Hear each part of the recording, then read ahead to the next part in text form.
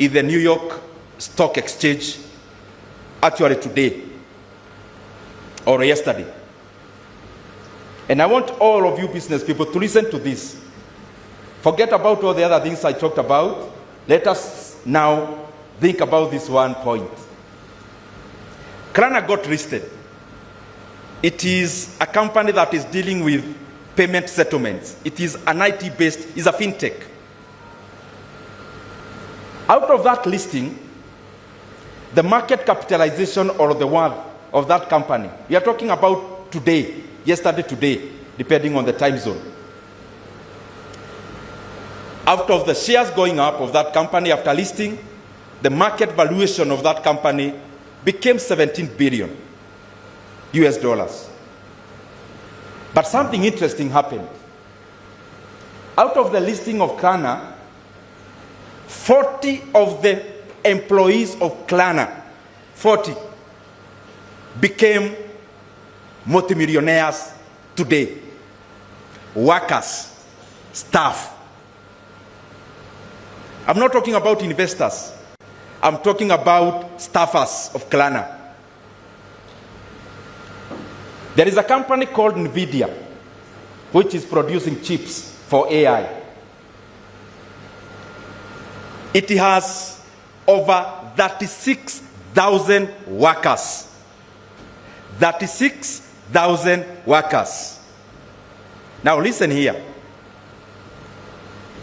Around half of NVIDIA employees, half of them are millionaires with, I'm talking about dollar millionaires, with an average net worth of $25 million. $25 million at our exchange rate is around 3 billion Kenya shillings. Net worth. Staff, over half of the 36,000 NVIDIA workers.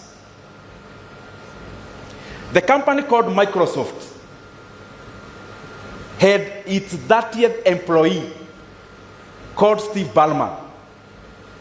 Steve Ballmer was the number 30 in terms of the employee list of Microsoft. Steve Ballmer today, at a net worth of over 150 billion US dollars, is now richer than the founder of Microsoft, called Bill Gates, at 109 billion US dollars. Underline that in my 3 statements or examples, I could give many, but on that 3, from Klarna that got listed just today, to NVIDIA, which now has a market cap of over 4.2 trillion US dollars, is actually, it has the highest market cap in the entire world. To Microsoft, which is also among the top 3 in terms of market cap in the world, underline one thing, that staff are millionaires, staff are billionaires. That is something we have to learn in this hall, that there is something called intrapreneurship. Intrapreneurship.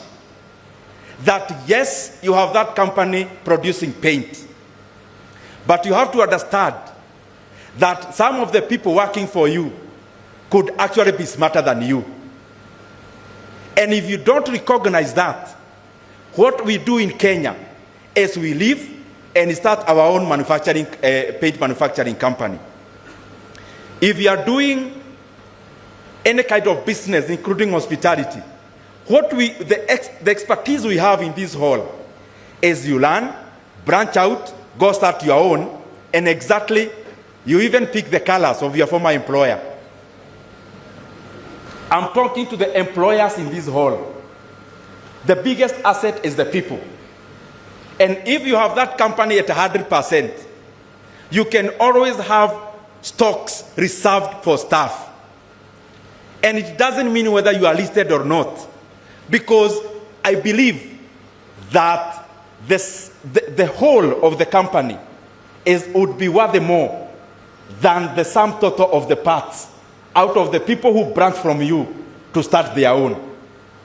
And instead of letting that person, if you are doing manufacturing of, let's say, flour mill, unga, or you are doing manufacturing of fertilizer, or anything else, that person will leave, you are competing on the same market, and of course, probably, he was smarter than you as the founder. Why can't we cultivate an idea, or a tradition, or a culture, where we do not just pay our best employees in terms of money, but we actually open up our companies to be owned by our staff also, so that as we grow, they grow. As they come to work, they are not coming to work for you. They are not coming to work for you in the morning. They are actually coming to work for themselves. And there are examples to give there and to show. Out of that kind of culture is the reason why we are giving NVIDIA today as the topmost in terms of valuation in the world. Otherwise, it would not have been an example. And I don't think it is pure coincidence that a company that is valued most in the world in terms of market capitalization, that half of their staff are millionaires, worthy more than $25 million. It is not a coincidence. It shows that that works. Open up our companies. Let us open up our companies. Let us identify our best employees. Let us also continue and start off giving them stakes, because you'd rather have your stake decimated to 45%, worth more like Microsoft, instead of starting a small minute thing where you hold by yourself, you only pay your employees, they get ideas from you, they go start their own. Then we have so many small micro businesses in Kenya, and an economy like Kenya.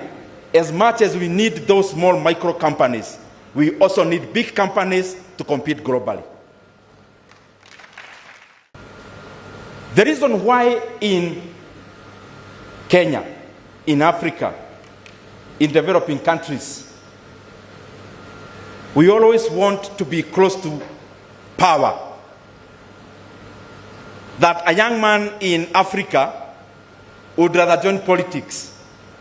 Of course, we all know it's because of proximity to also resources. Because our economies run on patronage. That for you to get this, you know, to know this, you have to know this. For you to proceed to this level, you have to know this kind of a person. It's not a very good thing. But that is not the point I want to drive home. The point I'm driving home is that the reason why we look for shortcuts in developing countries could probably be at what do we actually call wealth. What is wealth? When you are looking for money, what are we looking for? And I call upon all the entrepreneurs in this hall that the money we are making from tonight, it stops being possessions and it starts being capital. Once you start looking at the money you have as capital, you become innovative and greed subsides.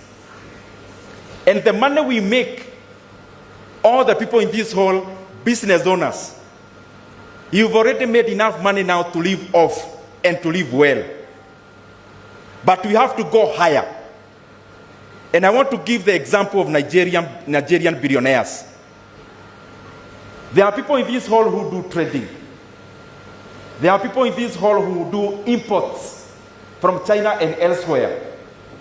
There are people in this hall who come in between. I want to use diplomatic words. You take something here, whatever it is, to sell to this other person, you make your margin in between. I don't know what to say about being a broker. That's not what I'm saying, because I want to be nice to everyone here.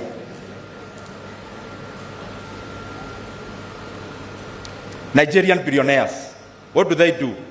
After we do all those jobs of being an importer, actually what they have done, not what they do. They let me use Dangote. Dangote started off as an importer of sugar, proceeded to use the same profit he made out of sugar to start sugar mills in Nigeria. At some point, he was importing fertilizer. The same profit he took or he made out of importing fertilizer, he was not satisfied with that alone, because that was majorly benefiting him. He went ahead to use that profit to start a manufacturing of fertilizer. Now we are talking about a man who has now built the biggest refinery in Africa and the fourth in the world, worth more than 20 billion in terms of the money sunk in to that project. That is the kind of mentality we must cultivate, that we do not become obsessed by only owning for owning's sake, that we just want to make money to own things. We must make our money also be the driver of the economy by also deploying our capital into areas that whereas they are making us more money, the monies are also helping our economy. Because when we create a virtuous cycle, when we do well as business people, and our capital helps our economy to do even better, then the whole sum of our businesses even do or they are catapulted to even perform even better. And that is what I beseech all of us here, that even as we do business, we look for profit, we change our mentality about what profit is. Instead of being a possession, let us use it as new capital to be deployed into new areas. Thank you very much. May God bless you.